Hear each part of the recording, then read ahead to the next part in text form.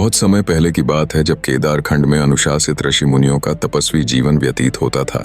यहाँ हिमालय की बर्फ से ढकी चोटियों के बीच देवताओं की कृपा से धरती पर शांति और समृद्धि का साम्राज्य था। लेकिन तभी धरती पर एक भयानक संकट उत्पन्न हुआ।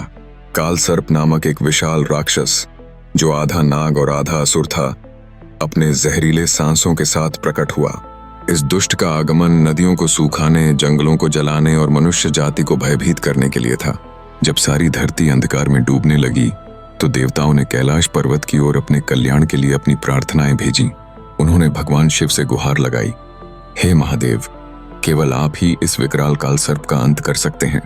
भगवान शिव ने एकाग्रता से सब कुछ देखा और गहन आवाज में उत्तर दिया, जब अधर्म अपने चरम पर होता है तब विनाश का आगमन होता है।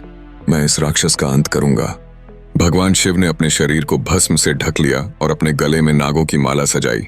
त्रिशूल को उठाते हुए वह युद्ध भूमि की ओर चल पड़े, जहां काल सर्प उनका विद्वेषपूर्ण इंतजार कर रहा था।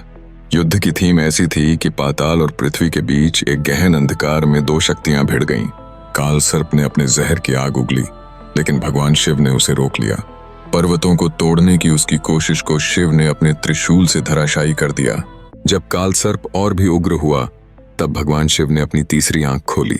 उनकी आंख से निकली ज्वाला ने काल सर्प की धाक को कम कर दिया।